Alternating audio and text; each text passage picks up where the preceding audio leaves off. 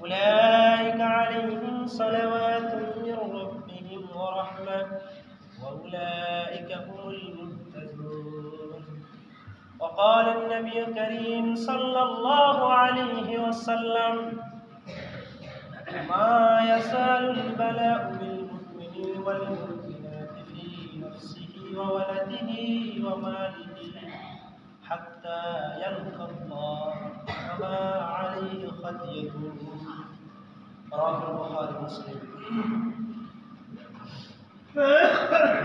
উপস্থিত শ্রদ্ধেয় সম্মানীয় অত্র জুমা মসজিদের প্রাণপ্রিয় পিপাসিত আকাঙ্ক্ষিত মুসাল্লি ব্যক্তিবর্গ,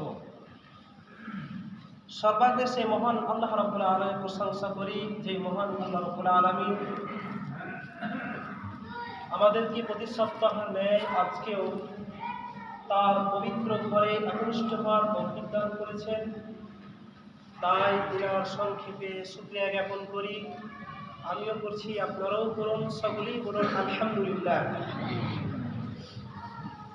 অতঃপর তার প্রেরিত রাসূল আশরাফুল আম্বিয়া সাইয়্যিদুল মুরসালিন রাহমাতুল লিল আলামিন হযরত মুহাম্মদ মুস্তাফা আহমদ মুজতবা সকলেই বলুন সাল্লাল্লাহু আলাইহি ওয়াসাল্লামের উপর শত সহস্র দরুদ সালাম শান্তির ধারা বর্ষিত হোক।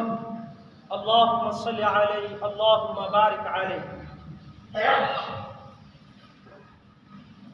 প্রিয় মুসলিম সমাজ, আমি আপনাদের সম্মুখে আজকে যে বিষয়টি নিয়ে আলোচনা করব বলে মনে করেছি সেটি হচ্ছে যে মানুষের উপরে বিপদ আপদ আসে কেন, মানুষের উপরে মানুষ দুর্ঘটনার শিকার হয় কেন, এর তাৎপর্য কি, এর সিগনিফিকেশন কি, এর ব্যাখ্যা কি, এবং কোনো মানুষের প্রতি যদি বিপদ আপদ নিপতিত হয় তাহলে সেই ব্যক্তির করণীয় কি হবে, এই সম্পর্কে কিছু কথা আজকের সংকীর্ণ সময়ের মধ্যে বলার চেষ্টা করবো ইনশাআল্লাহ। আমার কাছে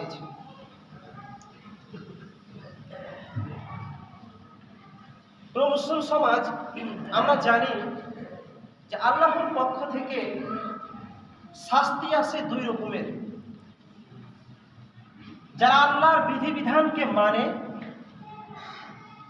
আর যারা আল্লাহর বিধিবিধান থেকে দূরে চলে গেছে তারাও দুর্ঘটনার শিকার হয়, এবং যারা আল্লাহর বিধিবিধানকে আঁকড়ে ধরে আছে, 5 ওয়াক্ত নামাজ পড়ছে, রমজান মাসে সিয়াম পালন করে, দান সাদকা খায়রাত করে, তাদের উপরে বিপদ আপদ আসে।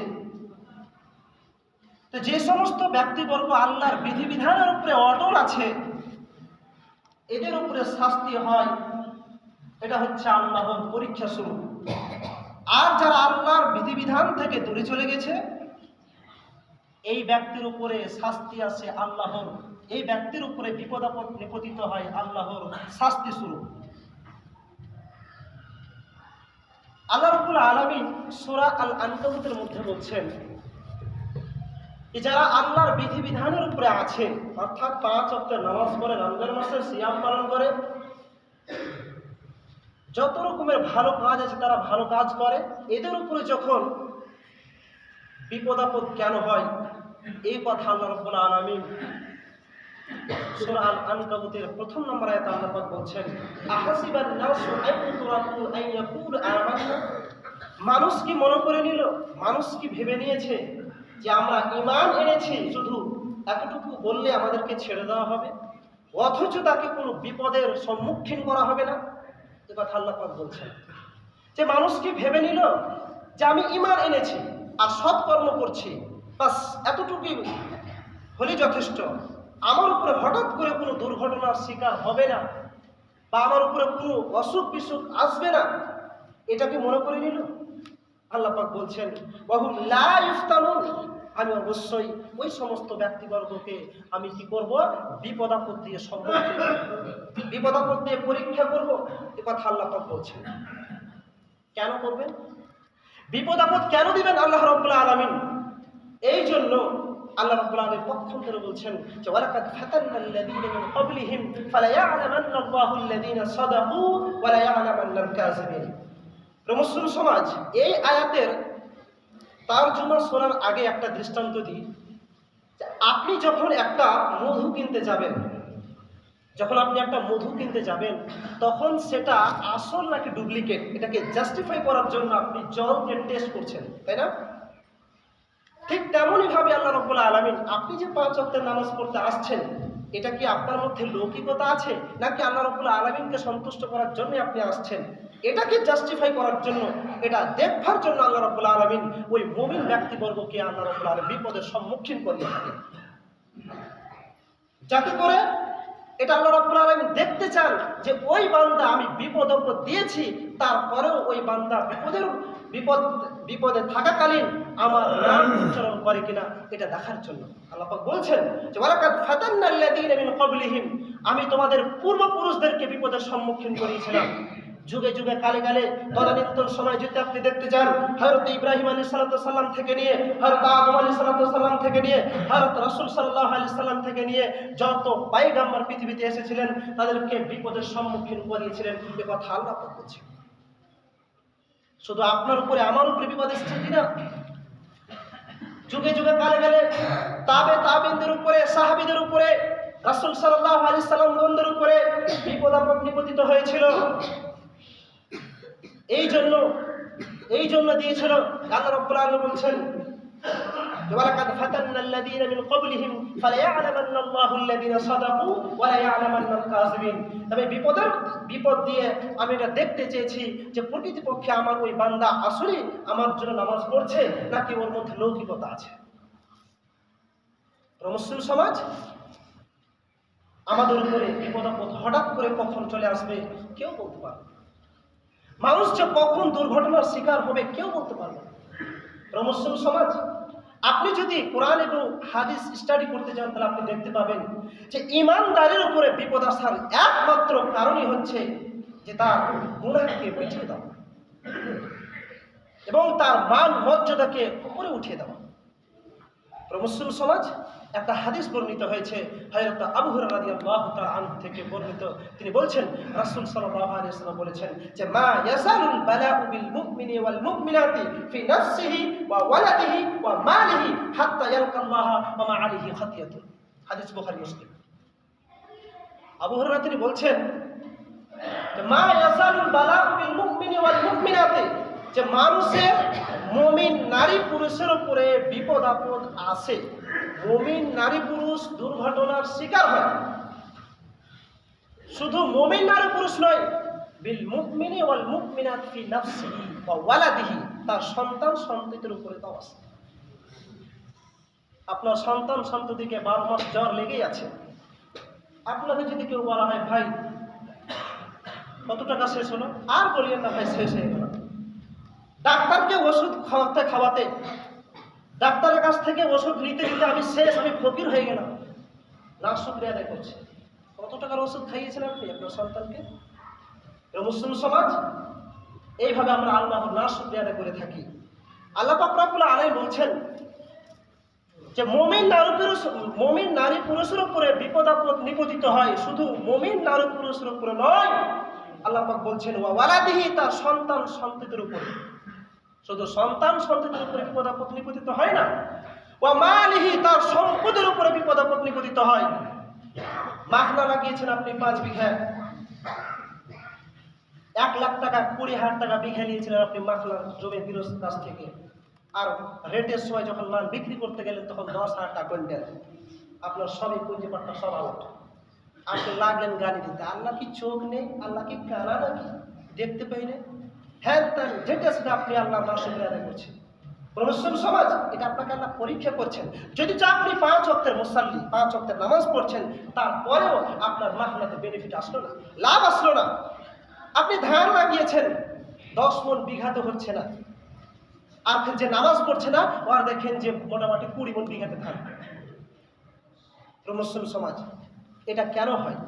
এই বিপদ কেন দেন? এই জন্য রাসূল সাল্লাল্লাহু আলাইহি ওয়াসাল্লাম বলেছেন যে হাত্তা ইয়ালকাল্লাহ, আমি ওই বান্দাকে বড্ড ভালোবাসি।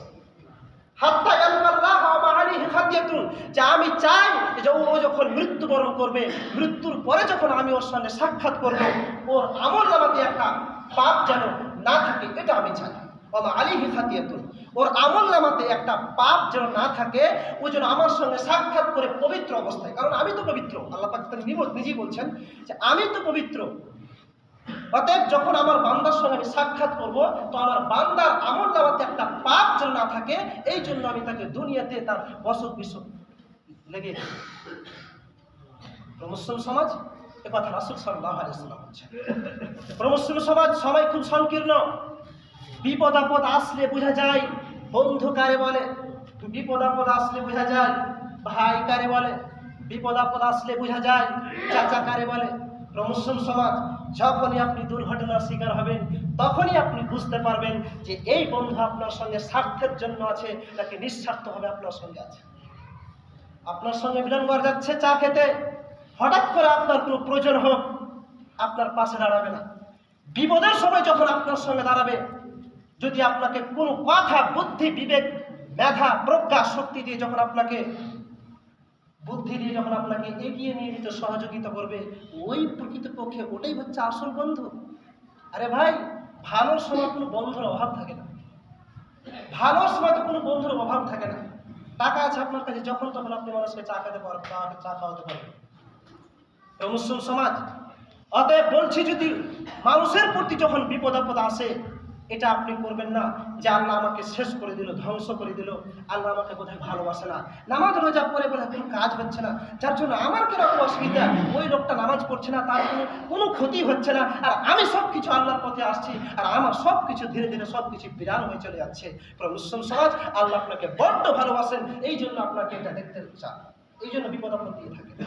মুসলিম সমাজ, যখন আপনার বিপদ আপদ আসবে, যখন আপনার উপরে বিপদ আপদ নিপতিত হবে, তখন আমাদের করণীয় হবে।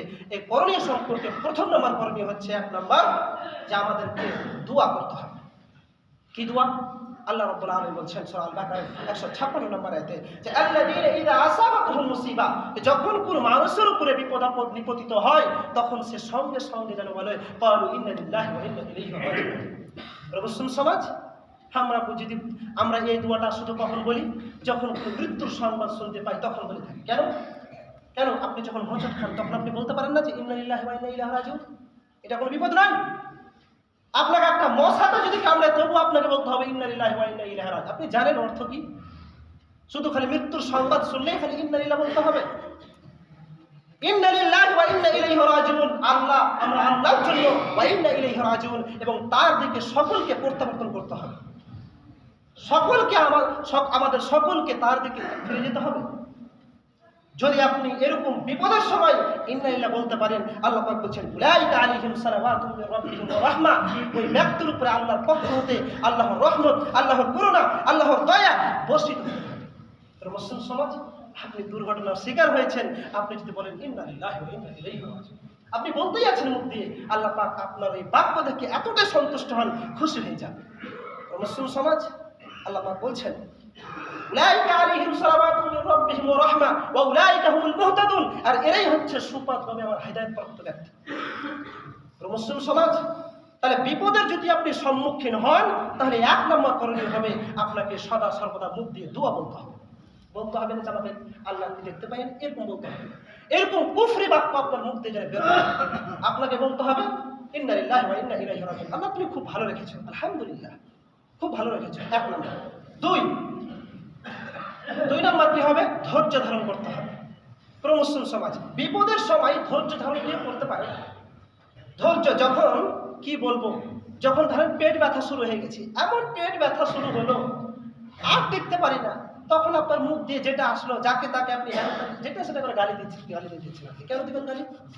কেন দিবেন? আপনাকে ধৈর্য ধারণ করতে হবে। আল্লাহ পাক ধৈর্য শিখিয়েছেন। আল্লাহ পাক পরিষ্কার সূরা আনফালের মধ্যে বলছেন যে ওয়াসবিরু, হে পৃথিবীর মানুষ, তোমরা ধৈর্য ধারণ করো। বিপদের সময় আসলে ধৈর্য ধারণ করতে হবে। ইন্নাল্লাহা মা'আস সাবিরিন, যদি আপনি ধৈর্য ধারণ করেন বিপদের সময়, তাহলে আল্লাহ রাব্বুল আলামিন আপনার বিপদের সাথে, আল্লাহ রাব্বুল আলামিন আপনার সঙ্গে, আল্লাহ রাব্বুল আলামিন আপনার সাথে আছেন। এ কথা আল্লাহ পাক বলছেন, সদা সর্বদা আপনার সঙ্গে থাকবেন যদি আপনি বিপদের সময় ধৈর্য ধারণ করতে পারেন। তাহলে বিপদের সময় যখন আপনি বিপদের সম্মুখীন হবেন তখন দ্বিতীয় নম্বর করণীয় হচ্ছে যে ধৈর্য ধারণ করা। নাম্বার 3, তৃতীয় নম্বর করণীয় কি? তৃতীয় নম্বর করণীয় হচ্ছে আল্লাহর উপরে ভরসা করা। মুসলিম সমাজ আল্লাহর উপরে কয়জন ভরসা করে? বিপদ যখন চলে আসে আল্লাহর উপরে ভরসা কয়জন করে? অমুক জায়গাতে একটা বড় লোক আছে, ভাই তুমি যদি আমাকে এত টাকা না দাও তাহলে আমি বাঁচতে পারবো না, একমাত্র তুমি আমার পীর সাহেব, তুমি বাঁচানেওয়ালা, তুমি আমাকে ঠিক করনেওয়ালা, তুমি আমাকে ঠিক করো। আল্লাহ দেখো কত বড় কুফরি বাক্য ব্যবহার করছে, তুমি ঠিক করো। আরে অনেকেই ব্যক্তি বলছে, পেশেন্ট গিয়ে বলছে ডাক্তারকে, ডাক্তার খুবই জ্বর হয়েছে, তুমি ঠিক করে দাও। কি বলছে? তুমি ঠিক করে দাও। ও ঠিক করতে পারবে? ওর ক্ষমতা আছে? ওই মেডিসিন দিতে পারবে, অ্যান্টিবায়োটিক দিয়ে সহযোগিতা করতে পারবে, কিন্তু ওকে ঠিক করবে না। আর আপনি কি বলছেন? ডাক্তার সাহেব আমাকে ঠিক করে দেবেন ওষুধটা। কেন বলছেন আপনি? এইভাবে আপনি বলতে পারেন, ডাক্তার সাহেব আমাকে আপনি ভালো মেডিসিন দেন যাতে করে আমি সুস্থতা আরো গোলাপ করতে পারি, এরকম আপনার বলতে হবে। আর আপনি ডাক্তারকে বলছেন যে ডাক্তার সাহেব আমাকে ভালো ওষুধ দেন, আপনি আমাকে ঠিক করে দেন, এরকম কুফরি বাক্য আপনার না। মুসলিম সমাজ আল্লাহর উপর আপনাকে ভরসা করতে হবে। যদি আপনি বিপদের সম্মুখীন হন তাহলে আল্লাহ রাব্বুল আলামিন বলছেন কোরআন মাজিদে, ইয়াতাওয়াক্কালু আলাল্লাহি ফাহুয়া হাসবুহু। যদি কোনো ব্যক্তি বিপদের সময় আল্লাহর উপরে ভরসা করতে পারে তাহলে সেই ব্যক্তির জন্য আল্লাহ রাব্বুল আলামিন যথেষ্ট হয়ে যায়। মুসলিম সমাজ কেমন যথেষ্ট হয়নি জানেন আপনি? সবাই খুব সংকীর্ণ, মাত্র 2টি আপনাকে ইতিহাস শোনায়, হাদিস। রাসূল সাল্লাল্লাহু আলাইহি সাল্লাম আমরা জানি যে 40 বছর বয়সে নবুয়ত পেয়েছিলেন। সেই সালটা ছিল 610 খ্রিস্টাব্দ। 610 থেকে নিয়ে 622 খ্রিস্টাব্দ পর্যন্ত রাসূল সাল্লাল্লাহু আলাইহি সাল্লাম দীর্ঘ 12 বছর পর্যন্ত মক্কাতুল মুকাররমাতে দাওয়াতি কাজ করেছিলেন। 622 খ্রিস্টাব্দে কাফেরদের ষড়যন্ত্রে সে আর টিকতে না পেরে মদিনার দিকে হিজরত করলেন। কাকে নিয়ে? আবু বকর সিদ্দিক রাদিয়াল্লাহু তাআলা আনহুকে সঙ্গে করে। আবু বকর সিদ্দিক রাদিয়াল্লাহু তাআলা আনহুকে সঙ্গে করে নিয়ে তিনি চলতে লাগলেন মদিনার প্রান্তে, এবং কাফের এবং মুশরিকরা তাকে ধাওয়া করল, তাকে মেরে ফেলার জন্য, তাকে হত্যা করার জন্য। আবু বকর সিদ্দিক তিনি বলছেন, হাদিসটা বুখারী মুসলিমে আছে, আবু বকর সিদ্দিক তিনি বলছেন, ক্বালা কুলতু লিন-নবী সাল্লাল্লাহু আলাইহি ওয়াসাল্লাম ওয়া আনা ফিল গার। আবু বকর তিনি বলছেন যে আমরা আল্লাহ রাসূল সাল্লাল্লাহু আলাইহি ওয়াসাল্লাম এবং আবু বকরকে সঙ্গে করে নিয়ে একটা গর্তের মধ্যে আশ্রয় নিলাম। লাউ আন্না আহাদাহুম নাযারা কাদামা তাহতা কাদামাইহি লিআবসারনা ফাকালা মা সান্নুকা বিআবু বকর ইথনাইনি আল্লাহু তাআলিহুমা। বুখারী মুসলিমের হাদিস। আবু বকর তিনি বলছেন, হে আল্লাহ পাকের রাসূল, আপনি কি খেয়াল করেছেন আমাদের মাথার উপরে শত্রু? যদি তারা দেখতে পায় যে আমরা লুকিয়ে আছি তাহলে সঙ্গে সঙ্গে আমাদের মাথাকে দ্বিখণ্ডিত করে দিবে। আবু বকর থরথর করে কাঁপতে শুরু করে দিয়েছে। লাউ আন্না আহাদাহুম নাযারা কাদামা তাহতা কাদামাইহি লিআবসারনা ফাকালা মা সান্নুকা। আল্লাহ রাসূল সাল্লাল্লাহু আলাইহি সাল্লাম আবু বকরকে বলছেন, হে আবু বকর তুমি ভয় খেও না, ফাকালা মা সান্নুকা তুমি ঘাবড়ে যেও না, বিইসনাইনি আল্লাহু সালিসুহুমা, কারণ আমরা আছি এখানে দুজন ঠিক, কিন্তু আমাদের সঙ্গে অনুপস্থিত একজন আছে, তিনি কে?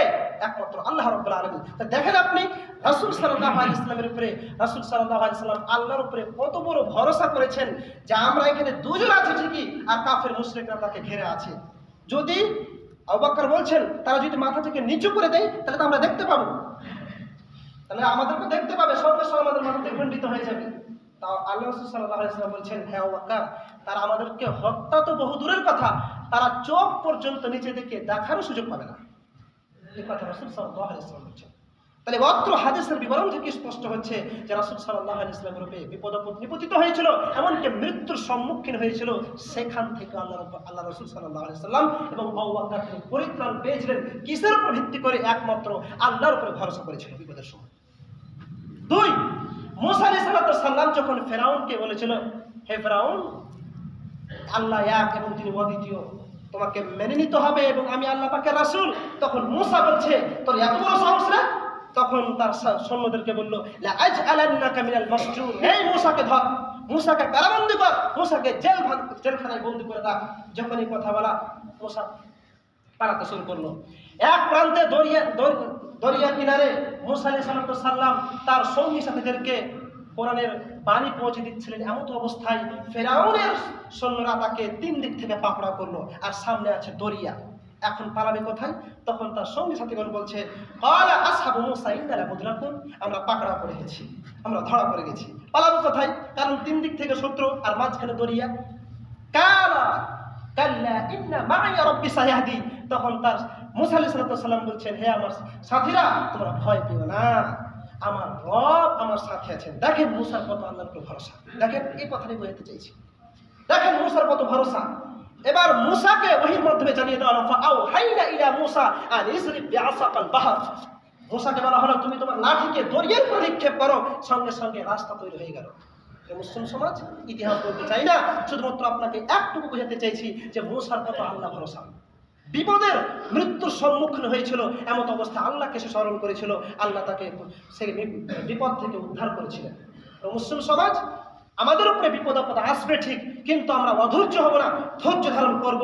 আল্লাহ রাব্বুল আলামিন বিপদ দিয়েছেন ঠিকই, কিন্তু এই বিপদ থেকে আমরা একমাত্র তিনি উদ্ধার করতে পারবেন, তিনি ছাড়া কেউ উদ্ধার করতে পারবেন। মুসলিম সমাজ, আর একটা হাদিস বলে শেষ করবো, মুসলিম সমাজ, যদি আপনি আল্লাহর উপরে ভরসা করতে পারেন তাহলে আপনার পরিণাম কি হবে, এই সম্পর্কে একটা হাদিস হযরত ইবনে আব্বাস রাদিয়াল্লাহু তাআলা আনহু, এই হাদিসটা বুখারী মুসলিমের মোটামুটি 1.5 পৃষ্ঠা আছে। তর্জমা যদি করতে যেতে এক জুমাই লাগবে, সংকীর্ণ বলছি। ইবনে আব্বাস বর্ণিত হাদিস, তিনি বলছেন যে ইয়াদখুলুল জান্নাতা মিন উম্মতি ৭০,০০০ বিগাইরি হিসাব। আল্লাহ রাসূল সাল্লাল্লাহু আলাইহি ওয়াসাল্লাম, আমি যেমন আপনাদের সম্মুখে ভাষণ দিচ্ছি, ঠিক তেমনই ভাবে রাসূল সাল্লাল্লাহু আলাইহি ওয়াসাল্লাম সাহাবীদের সম্মুখে এক বৈঠকে তিনি ভাষণ দিচ্ছেন। তখন এই হাদিসটা তিনি শেয়ার করছেন। তিনি তার সাহাবীদেরকে বলছেন যে, হে সঙ্গী সাথীরা, তোমরা কি জানো যে ইয়াদখুলুল জান্নাতা মিন উম্মতি ৭০,০০০ বিগাইরি হিসাব? তোমরা কি জানো যে কিয়ামতের মাঠে আমার উম্মতের মধ্যে ৭০,০০০ মানুষ বিনা হিসাবে জান্নাতে প্রবেশ করবে। তো মুসলিম সমাজ, ৭০,০০০ মানুষ বিনা হিসাবে জান্নাতে প্রবেশ করবে। এই কথা বলে রাসূল সাল্লাল্লাহু আলাইহি ওয়াসাল্লাম ওই বৈঠক থেকে তিনি ঘরে চলে গেলেন। এবার সাহাবীদের মধ্যে আনাগোনা শুরু। বলছে কি, কেউ বলছে এটা সাহাবীরা হতে পারে, কেউ বলছে না সাহাবীরা হবে না, তাবে হতে পারে, কেউ বলছে না ওরাই হতে পারে ৭০,০০০ বিনা হিসাবে জান্নাতে যাবে। তারা যারা ইসলামের ফিতরাতের উপরে জন্মগ্রহণ করেছে এবং ইসলামের উপরে তারা মৃত্যুবরণ করেছে, যেমন হাসান হুসেন, যেমন জুবাইর বিন আব্দুল্লাহ, এরকম ব্যক্তিরা। তখন রাসূল সাল্লাল্লাহু আলাইহি ওয়াসাল্লাম ঘর থেকে ওই বৈঠকে চলে আসলেন। তখন বলতেন, আচ্ছা তোমরা কি বলছো, যে আল্লাহ রাসূল আপনি যে বলে গেলেন যে আমার উম্মতের মধ্যে ৭০,০০০ মানুষ জান্নাতে বিনা হিসাবে জান্নাতে প্রবেশ করবে, তো তারা কারা? তখন রাসূল সাল্লাল্লাহু আলাইহি ওয়াসাল্লাম বলছেন, শোনো, তারা হচ্ছে ৪ প্রকার, তারা হচ্ছে ৪ কোয়ালিটি। যদি আপনার মধ্যে ৪টা কোয়ালিটি থাকে, যদি আপনার মধ্যে ৪টা বৈশিষ্ট্য থাকে, তাহলে রাসূল সাল্লাল্লাহু আলাইহি ওয়াসাল্লাম বলছেন ওই ব্যক্তিগণ বিনা হিসাবে কিয়ামতের মাঠে জান্নাতে প্রবেশ করবে। কি ৪টা গুণ? ১ মিনিট সময় মাত্র বলে শেষ করবো, সংকীর্ণ সময়। আল্লাহ রাসূল সাল্লাল্লাহু আলাইহি ওয়াসাল্লাম বলছেন, লা ইয়াস্তারকুন কথার অর্থ হচ্ছে তলব করা, অর্থাৎ কোনো ব্যক্তির কাছে আপনি ঝাড়ফুঁক করিয়ে নেওয়া। দেখেন, ঝাড়ফুঁক করা জায়েজ, তবে এখানে মর্যাদা বৃদ্ধি করা হচ্ছে কাদের? যারা ৭০,০০০ বিনা হিসাবে জান্নাতে প্রবেশ করবে তারা। অর্থাৎ তারা এমন লোক হবে যারা কোনোদিন মুলবির কাছে বলবে না, পেটে লাগছে বলেছে আমাকে ঝাড়ে দাও, পায়খানা করছে বলেছে আমাকে ঝাড়ে দাও, এরকম কথা বলবে না। কি বলবে? কাউরের ঝাড় ফুঁকের আশ্রয় নেবে না। এটা হচ্ছে ১ নাম্বার। ২, ওয়ালা ইয়াতাতায়্যারুন, রাসূল সাল্লাল্লাহু আলাইহি ওয়াসাল্লাম বলছেন তারা অশুভ ফল গ্রহণ করবে না। সকালে বাকি দিব না ভাই, কেন দিন মেন বাকি, যদি সকালে বাকি দিই তো দিন মেন বাকি চলবে, আমার দোকানটা থাকবে না। এই রাত্রেবেলায় গাছের ফল ছড়িও না। আমরা ছোটবেলায় দেখেছি কুমড়োর বিচি কিনে যখন হবে চিমটে কাটতাম, ডান দিকে যদি যায় তোমার একটা বিবাহ হবে, বাম দিকে যদি যায় তোমার 2টা বিবাহ হবে, সামনের দিকে যদি তোমার কিছু বিবাহ হবে না। এরকম হচ্ছে কুসংস্কার কথা। একই বলা হয় অশুভ ফল গ্রহণ করা। রাসূল সাল্লাল্লাহু আলাইহি ওয়াসাল্লাম বলছেন, ওয়ালা ইয়াতাতায়্যারুন, যদি কোনো ব্যক্তি তার জীবদ্দশায় এরকম কুফরি বাক্য যদি তার ব্যবহার না করে থাকে, রাসূল সাল্লাল্লাহু আলাইহি ওয়াসাল্লাম বলছেন ওই ব্যক্তি কাল কিয়ামতের মাঠে বিনা হিসাবে জান্নাতে প্রবেশ করবে। নাম্বার ৩, ওয়ালা ইয়াকতাউন কথার অর্থ হচ্ছে দাগ দেওয়া। দেখেন, জাহিলিয়াতের যুগে, বর্বরতার যুগে কি করতো? তারা দাগ দিত, শরীরকে কাটতো, কি দিয়ে? তীরকে গরম করে, আগুনে গরম করে দাগ দিত। এর 2টি উদ্দেশ্যে। এক, যদি জ্বর হতো, তখনকার যুগে তো ওষুধ ছিল না, তখন এই কাটার মাধ্যমে তারা একটা বিশ্বাস করতো কি, যে আমি যদি এটা দাগ দিই তাহলে আমাদের একটা অসুখটা ঠিক হয়ে যাবে। আর 2 নম্বর পরিচয় ছিল কি, যে এখন ধরেন যেটা একটা মল্ল বংশ, এটা মেহরা বংশ, এটা হঠাৎ এরকম একটা বংশ, তখন কোনো গোত্র ছিল, তো এটা চিনতে পারতো যে অমুক গোত্রে এই 2টা দাগ।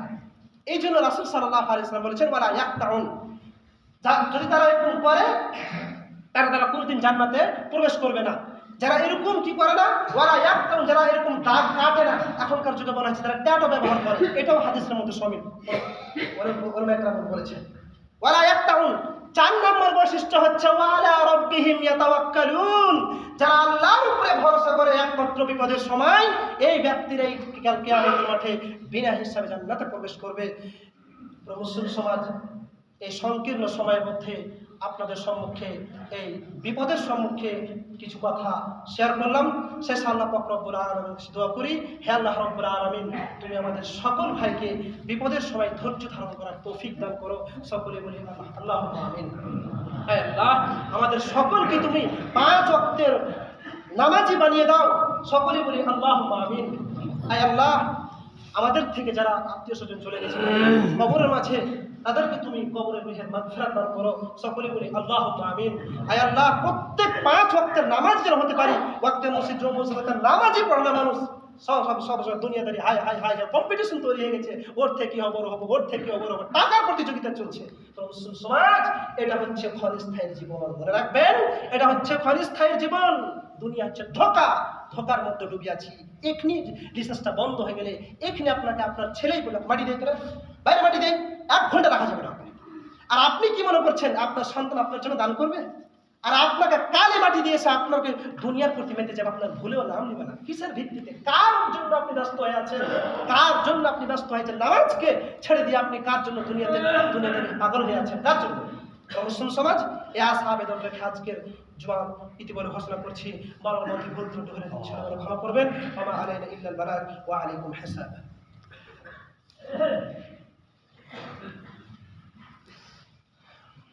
الحمد لله كفى وسلام على عباده الذين اصطفى. أما بعد أعوذ بالله من الشيطان الرجيم. بسم الله الرحمن الرحيم. الحمد لله رب العالمين الرحمن الرحيم مالك يوم الدين.